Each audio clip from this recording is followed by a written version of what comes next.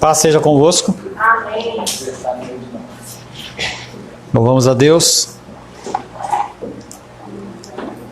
pelo seu grande amor, pela sua graça, pela unidade entre a palavra, a abertura e o louvor. Meditamos hoje pela manhã nosso segundo encontro a respeito dos dois reinos, um reino espiritual e um reino natural. Os dois reinos são regidos e governados por Deus, mas a palavra diz que este mundo ele jaz no maligno. E nós vivemos, de certa forma, à mercê do que acontece no mundo. Tivemos uma notícia, algumas notícias importantes essa semana. Uma delas foi a vitória do Donald Trump, independente de você concordar ou não. É um governo que vai gerar mudanças. Estava vendo uma fala dele hoje e ele dizia assim: Hezbollah, Hamas, é bom que vocês entreguem os sequestrados israelenses antes que eu assuma. Isso chama-se declaração de guerra. Então, quando nós falamos que Jesus está voltando e que tudo pode mudar assim, nós não estamos brincando.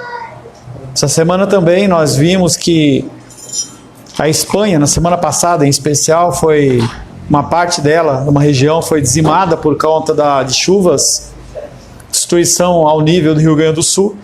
E essa semana, agora mais no fim, ficamos sabendo que as chuvas estão retomando de uma forma muito forte, inclusive com a condição de um tufão naquela região. É aquilo que nós cantamos do Sossegai. Mais do que uma declaração da boca para fora, mais do que você finalizar o louvor como nós finalizamos, dizendo a tua igreja te adora, é você realmente viver essa adoração. É você, nas suas decisões do dia a dia, você realmente espelhar a figura de Cristo aonde você estiver. Em nosso último encontro estivemos meditando sobre o tema complacência humana. Definir complacência como aquele sentimento de que eu mereço, como algo que você olha e fala assim, eu sou o melhor, uma condição de orgulho, e a destruição que procede de Deus. Tudo procede do Senhor. Quando nós falamos das guerras, quando nós falamos das chuvas, dos furacões, apesar de termos a nossa parcela de responsabilidade, sim, tudo está no controle do Senhor. Ele permite que essas coisas aconteçam, ou mesmo Ele determina. Atos de destruição extrema são chamados nas Escrituras Sagradas como a ira parcial de Deus. E nós vemos o poder de destruição quando Deus ele permite que a natureza ela se manifeste. Gostamos de olhar para nós mesmos como corretos e centros do universo. É algo que o mundo fala. Falamos hoje pela manhã também a respeito lá do mercado, né, que tem aqui em especial no Guará, em Brasília inteira. Sou dona, e é dona do mundo, dona de casa. E aí mudaram a plaquinha lá e está dizendo assim, como é que é? Meu dinheiro, minhas compras, minhas regras. Eu tomo suco detox e também como, sei lá, pastel, pizza, entendeu? Ou seja, a pessoa ela está ouvindo aquilo, martelando na cabeça dela. Quem manda sou eu, quem manda sou eu. E Deus fala que não é assim. E Ele mostra que não é assim. Afinal de contas, quando olho para as pessoas perto de mim, vejo que elas são muito piores do que eu. Lógico que são. Nós gostamos de nos comparar com pessoas que são piores. E está difícil nós acharmos pessoas melhores. Assim era o povo de Israel, assim sou eu e assim é você. Quando eu assumo que eu estou certo, diante de qualquer situação, e todo o restante das pessoas estão erradas, eu também assumo que eu não preciso mudar. A mudança ela é algo comum do ser humano. Nós não somos lagos, nós somos rios. A palavra de Deus não fala que nós somos lagos, nós somos rios. A comparação do cristão é que nós somos rios de água viva. Do nosso interior fluem rios de águas vivas. Então é uma mudança constante. Você está sempre mudando princípios, você está aprimorando princípios que você tinha e você viu que aquilo não era tão certo assim. Foi um passo que você deu, foi uma caminhada que você deu. É importante a mudança. Mas quando você acha que está tudo certo, você não muda. Assim era o povo de Israel, assim é comigo e assim é também você. Decisões erradas são tomadas e a consequência, invariavelmente, quando você toma uma decisão, a parte de Deus é o caos. Eu trabalho com aconselhamento bíblico já tem aproximadamente 10 anos. Eu já vi toda sorte de coisas. E ainda me espanto com alguns posicionamentos humanos. Coisas que as pessoas fazem e cometem. Às vezes eu olho e falo, meu Deus, isso é novidade para mim. Mas o ser humano, ele é assim, ele em vez de buscar a inovação dentro da área espiritual, no sentido de crescimento, ele inova no sentido de malignidade. Nós nos surpreendemos com as situações e com as coisas. O problema é que existem consequências. Não é, se o conceito fosse, você nasceu, viveu, casou, estudou e morreu, acabou, tranquilo. Faça o que você quer, viva como você quer, não tem consequência. Talvez você vire petróleo, porque depois de milhares de anos você vire petróleo. Mas não é assim que funciona dentro do cristianismo. Existem consequências. A única solução, e é a única mesmo, é você voltar aonde você caiu. Corrigir o seu erro e aguardar em Deus o perdão dele. Não há outro caminho. Essa é uma estrada que você tem que aprender como cristão. Eu identifico o meu erro, corrijo o meu erro e espero que não hajam tantas consequências como eu as mereço. A palavra de hoje tem como título excesso de confiança, esbanjar no prazer. Quando nós temos uma confiança exacerbada sobre as nossas condições, sobre as nossas vidas, nós mensuramos que os problemas eles não são tão graves assim. E aí nós começamos a relaxar, nós começamos a agir de uma maneira irreverente, e o que acontece? Destruição. Nós esbanjamos aquilo que deveria ser uma provisão divina, um tempo de bonança, um tempo de tranquilidade, nós esbanjamos e nós nos perdemos. Quero convidar você a abrir a palavra de Deus no livro de Amós, capítulo 6.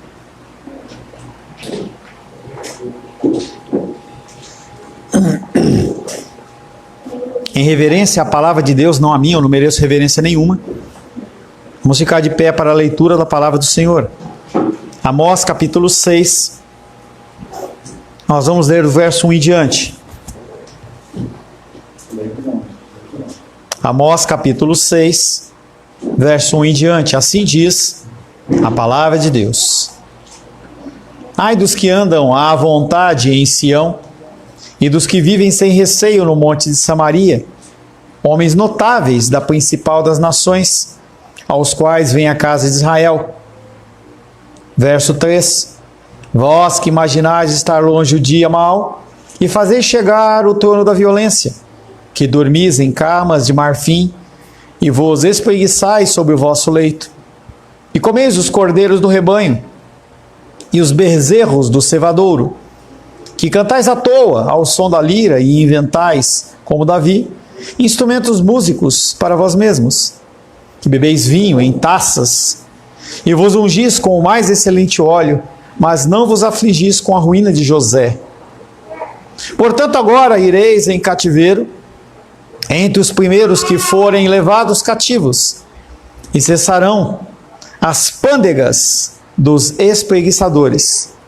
Jurou o Senhor Deus por si mesmo, o Senhor Deus dos exércitos, e disse: abomino a soberba de Jacó, odeio os seus castelos, e abandonarei a cidade e tudo que nela há. Se numa casa ficarem 10 homens, também estes morrerão.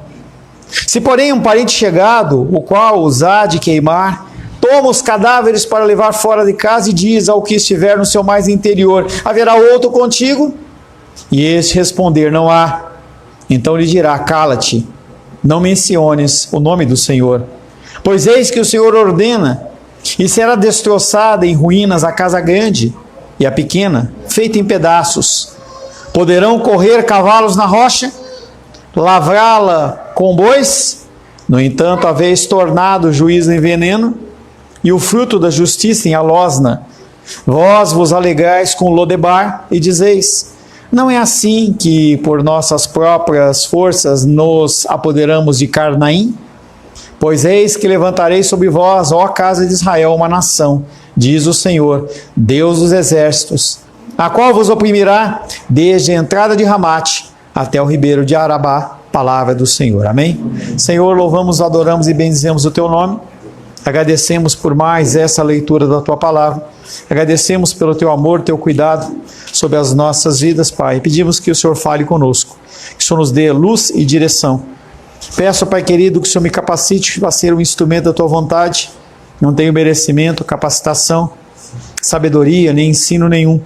Mas preciso, Pai querido, passar um recado santo ao coração dos teus filhos e filhas. Por isso peço que o Senhor me oriente e me ilumine. Em nome de Jesus. Amém. Poder se assentar em nome de Jesus. Excesso de confiança. Quando nós achamos que está tudo bem, nós relaxamos.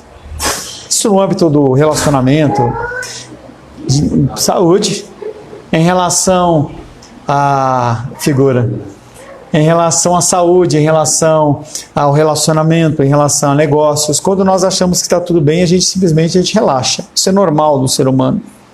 Quando nós começamos relacionamentos, a gente tem todo aquele cuidado, né? Você abre uma porta, você liga, fica naquela melação no telefone, liga você, desliga você, aquele negócio lá que todo mundo faz, né? Só os que não amaram ainda não conhecem, tá? Mas todo mundo faz isso, né? Entendeu? Vai sim, entendeu? Daqui a uns anos ela vai falar assim: pai, realmente você tinha razão, entendeu? E fica aquela babação, entendeu? Que na nossa época, que o telefone era caro, era mais briga ainda, porque os pais brigavam. Hoje, você fala quanto tempo você quiser lá no internet, tá tudo certo. Mas, o que acontece depois de passado alguns anos, depois de casados, as pessoas começam a relaxar. E já não se sai mais, já não se namora mais, já não se declara o amor mais. Aquilo que era tão importante, que era tão pungente, gostou dessa voz? Eu vi no dicionário hoje, entendeu? Tão pungente, entendeu? Essa manifestação, ela parece que se apaga. Isso acontece também no cristianismo. Quando você tem uma confiança demasiada, você começa a esbanjar. Esse texto de Amós, primeiramente 6, de 3 a 7, ele vem trazendo essa confusão. Está amarrado o telefone? Está amarrado, entendeu? Quebra os caminhão, vai furar pneu, entendeu? Queima o celular, vai tudo, entendeu? Esse texto de Amós 6, de 3 a 7, ele começa a trazer exatamente essa condição de que aquelas pessoas, elas estavam tão certas de que Deus era com eles, que eles viviam de uma forma irreverente. Lendo novamente 6, de 3 a 7, diz: vós que imaginais estar longe do dia do mal, e fazer chegar o trono da violência, com a ação deles, com o esbanjar deles, com a falta de amor, com a falta de cuidado, eles fazem com que o dia mal chegue a eles. Que dormis em camas de marfim, e vos espreguiçais sobre o vosso leito, e comeis os cordeiros do rebanho, os bezerros do cevadouro, que cantais à toa o som da lira, e inventais como Davi instrumentos músicos para vós mesmos, que bebeis vinhos em taças, e vos ungis com o mais excelente óleo, mas não afligis com a ruína de José. Quando você vê a citação da tribo de José, ele está fazendo uma referência à tribo de Israel. Então eles não estão preocupados com a tribo de Israel como um todo. Portanto, agora ireis em cativeiro entre os primeiros que forem levados cativos, e cessarão as pândegas, ou seja, a papo furado, a conversa, a falácia, o papo furado daqueles que estão nos espreguiçadores. Vamos começar falando sobre excessos. A cena retratada nesses versículos é de uma festa. Claro que é uma festa, mas que festa é essa? Referências mostram que o contexto desse banquete, ele teve origem nas cerimônias de luto. A gente vê bastante isso nos filmes dos Estados Unidos. Quando uma pessoa morre, as pessoas fazem aquela comilança para de alguma forma trazer algum tipo de conforto àqueles que estão enlutados. Essa é a ideia. A ideia é você consolar as pessoas. Para nós é algo estranho, mas para eles é algo comum. Nos Estados Unidos acontece muito isso também, na região do Oriente Médio. As pessoas elas se reuniam com o objetivo de celebrar, de fazer uma festa ali para que trouxesse tranquilidade, um pouco de paz ao coração dos enlutados. Esse texto indica que a classe alta, insensível de Samaria, porque nós estamos falando num contexto de destruição de Israel, transformou esses banquetes, que eram banquetes de luto, em lazer, ignorando a morte do reino quando ele fala da questão de José. A soberba da classe alta é o mais exemplo para a ilusão da segurança do povo. Como assim? Quando você vê pessoas ricas, você acha que você pode alcançar aquilo. E aí o teu foco, que deveria ser as coisas espirituais, começam a ser focadas naquelas coisas que não são espirituais necessariamente. Você me conhece há algum tempo, a Rafael e a Vanessa, não errei não, né? Vanessa, né? Rafael e Vanessa ainda estão começando a me conhecer. Nós não temos o entendimento de que nós temos que ser paupérrimos e que a gente tem que viver uma vida miserável, sem direito a comer uma pizza, sem direito a passear, viajar, nem coisa nenhuma. Não existe isso. Mas nós temos que entender que existem coisas mais prioritárias e mais importantes, que a gente tem que levar em conta também. Aquele povo de Israel não fazia isso. Aquele povo de Israel estava preocupado apenas com aquele momento. O cardápio desses banquetes era regado por carne bovina e cordeiro fresco, macio. Os cordeiros eram cuidadosamente selecionados do rebanho, tomando por base seu peso e idade. Os bezerros eram engordados e cevados, e portanto não se tratava de carcaças velhas, duras e ossudas, que se alimentavam de uma quantidade mínima de capim. O que é que está acontecendo aqui? Nós estamos falando dessa festa simbolizada como uma cerimônia. Nós estamos vendo a morte de animais, as pessoas se esbanjando. Isso é referência aos sacrifícios que haviam no templo.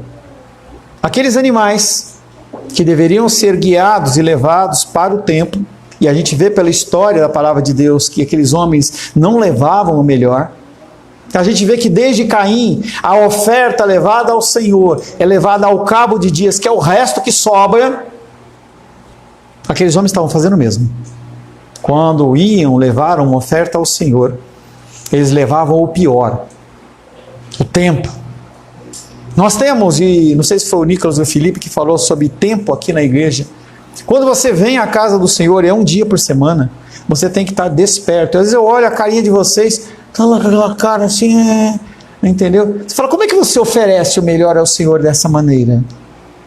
Será que o melhor do seu tempo está sendo utilizado de uma forma irreverente, como o povo de Israel fazia? Com certeza. Você não lê a Bíblia, você não ora, você não tem um tempo com o Senhor, mas você tem tempo para todas as coisas. Ou seja, o tempo que é o principal do Senhor, você não oferece, porque você está cansado demais. Afinal de contas, você virou a noite ou trabalhando, ou vendo Instagram, ou vendo o raio que parta, sei lá o quê. E o que acontece é, você quando chega na casa do Senhor, você está cansado. Você olha para o Joaquim, entendeu? Que está ali chamando a atenção, e ele chama a atenção mesmo. Eu tirei uma foto com a Rolá, mais uma geração que eu tenho o privilégio de estar com ele no colo. Daqui a pouco eu estou andando do lado para lá. Isso foi, só não foi com o Daniel, porque o Daniel era maiorzinho. Mas Helena foi, Manu foi, Heloísa foi, Joaquim foi, a Júlia foi, o Miguel foi, entendeu? E agora estou tendo o privilégio, entendo, o Joaquim e aí a gente espera, né? A manifestação dos filhos de Deus, né? Aí é com os outros, né? A gente tem esse aguardo, né? Mas a gente vê que as pessoas, elas não buscam um crescimento e uma evolução. Elas se acomodam, elas ficam numa condição tranquila. Então, essas pessoas aqui, em vez de se dedicarem mais ao Senhor, elas estão se dedicando apenas para si mesmas. E eu volto a dizer, eu não estou dizendo que você não tem direito a ir no cinema, que você não tem que sair, não é nada disso. Mas domingo é o dia do Senhor. Você tem segunda, terça, quarta, quinta, sexta e sábado. Domingo é o dia do Senhor. O dia do Senhor ele começa ao acordar e ele acaba ao ir dormir. Esse dia inteiro ele é um dia do Senhor. Por isso que nós temos o nosso tempo de escola dominical de manhã e nós temos o nosso tempo de culto à noite. É um tempo em que você se alimenta de Deus, se alimenta da palavra do Senhor. Os bezerros eram engordados e encercados, não se tratavam, portanto, de carcaças velhas, duras e ossudas, que se alimentavam de uma quantidade mínima de capim. Amós 6:5 descreve a música que era apresentada nos banquetes. Na adoração daqueles homens, eles faziam uma adoração religiosa, e eles se diziam como Davi, que construiu mais de 3.000 instrumentos musicais com o objetivo de adorar a Deus. Eles achavam que porque eles glorificavam, porque eles cantavam, estava tudo certo, e não está tudo certo. Em Amós 6:6, encontramos mais uma prova do desperdício na forma como bebiam e usavam os óleos caros. Os óleos, eles sempre foram usados. Aí a gente vê hoje de manhã, a minha filha estava aqui, aí ela pegou um cremezinho e ela ficou lá cutucando, aperta no lado, que a gente faz com pasta de dente, passei mais aquela última gota do creme e tal. Aquilo ali, naquela época, não havia aqueles cremes, eles passavam óleo no corpo, era comum. Mas aquelas pessoas, elas desperdiçavam os óleos. Eles usavam de uma forma sem reverência. Não era fácil como você ir no boticário ou em qualquer outro lugar para comprar um perfume. Era muito caro. Estava vendo uma cena lá daquela série de Cristo lá, mostrando a figura da mulher lá, do The Chosen, né? Da mulher que quebrou, comprou lá, ela foi lá e falou assim, poxa, eu quero comprar um perfume. E a mulher falou, tem esse aqui. Ela falou, não, isso não é bom demais para o meu Senhor. Não, tem esse, também não serve. Eu quero aquele perfume especial, aquele que realmente você vende para as pessoas ricas. E ela fala assim, esse perfume aqui não é para qualquer pessoa. Eu falei, mas eu quero esse. E a mulher chegou com aquele perfume e falou assim, olha, quanto que você quer? Você quer 5 ml? Você quer 10 ml? Ela falou, eu quero o jarro todo. Não posso, como não? Estou aqui 100 denários. 100 denários equivale a 100 dias de um trabalhador braçal. E a gente pegar, por exemplo, a condição de uma pessoa que trabalha com uma faxineira em torno de R$150, 1.500, 15 mil. 15 mil reais eram 100 denários, mais ou menos. E ela fala, não, eu quero o vidro todo. E coloca 200 denários na mesa.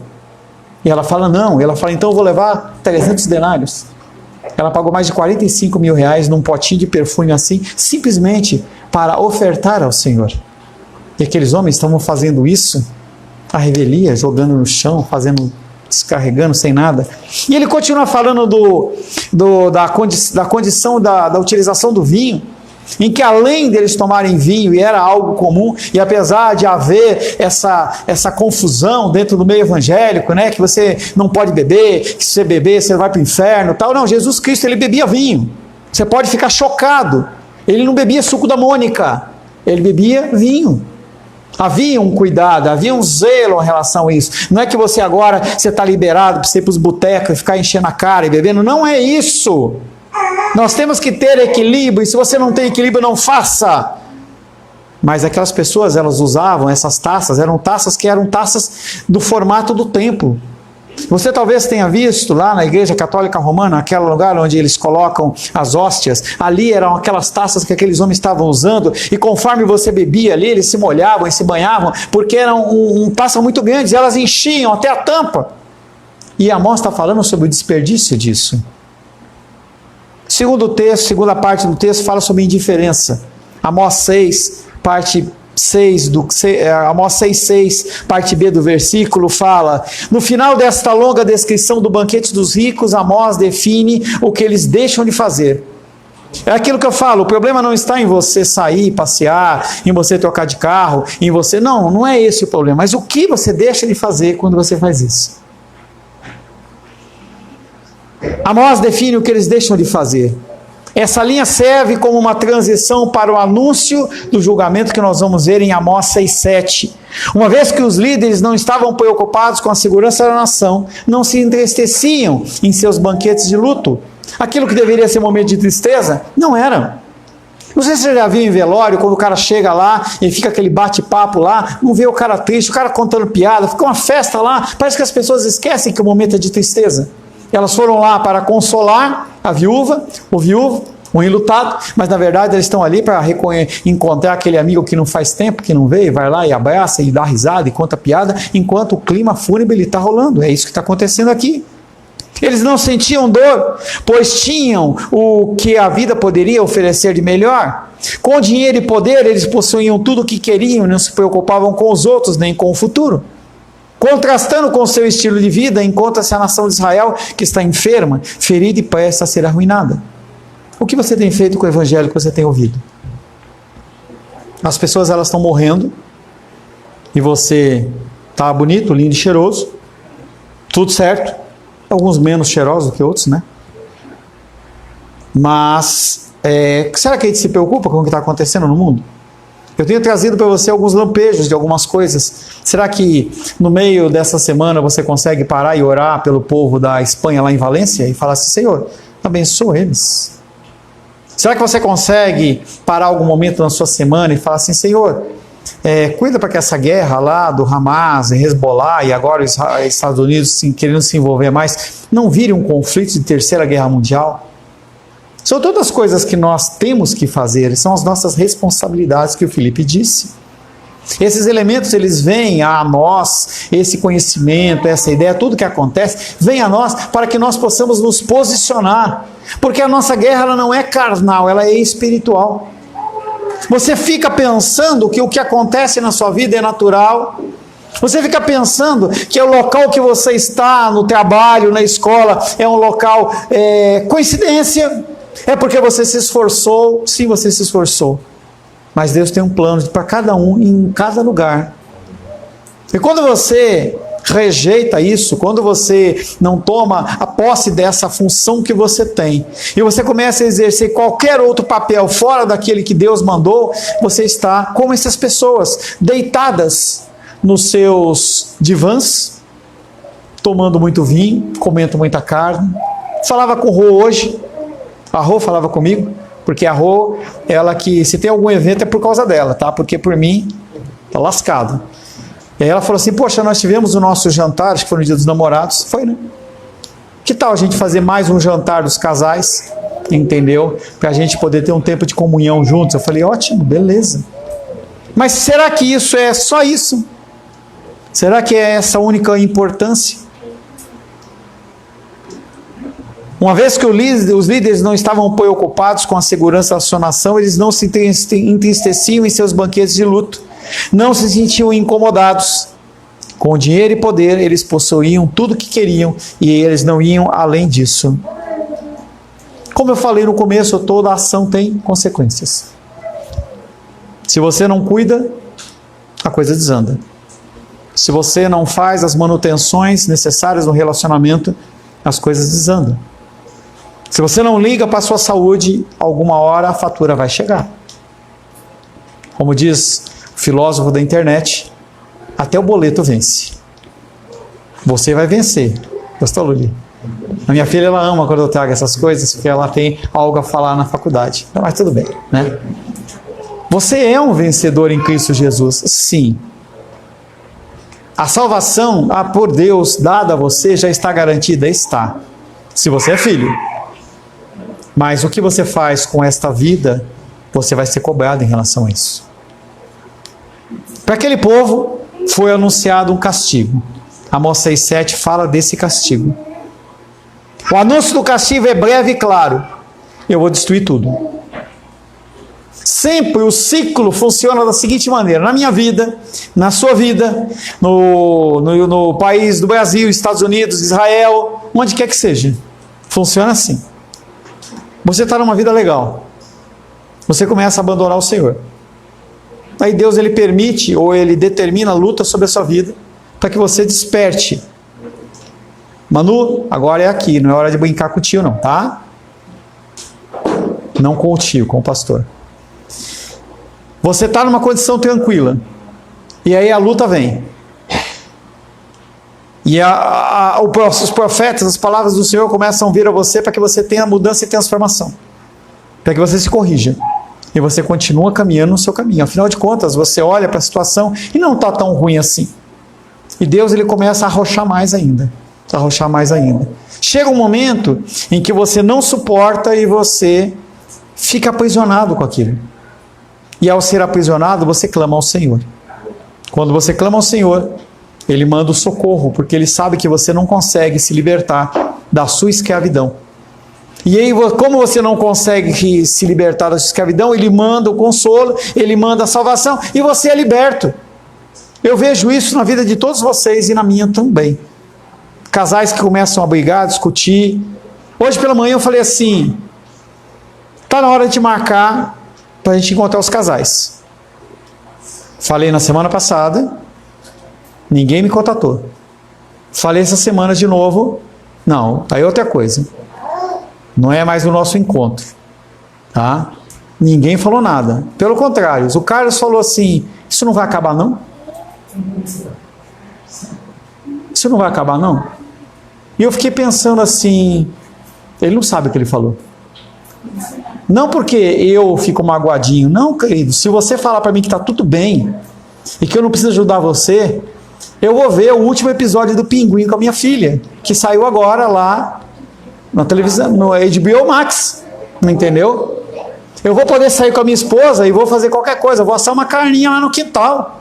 Então, se você falar para mim que você não precisa de ajuda, não me preocupo, eu não fico triste. Eu tenho muita atividade, mas eu me disponho a ajudar vocês. Eu falei, poxa, uma vez por mês é interessante a gente se encontrar para fazer aquele bata fora, entendeu? A esposa vai falar ali, entendeu? Coisas que estão engasgadas, o marido também, e ali é o que o Felipe falou, vai daquele conflito, entendeu? Daqui a pouco, vamos embora, vamos para a próxima pegada. Mas se você não quer, se você não precisa, eu fico muito feliz. Voltando. O anúncio do castigo é breve e claro. Os principais e mais excelentes serão os primeiros a serem exilados. Os que se espreguiçaram passarão os seus últimos dias em cativeiro. Deus ele começa a falar de uma condição contrária e reversa, como se fosse num espelho vendo uma situação contrária. Aquilo que você tinha não vai ter. Aquilo que você era não vai ser mais. E ele vem trazendo essa condição. A festa acabou para a classe abastada.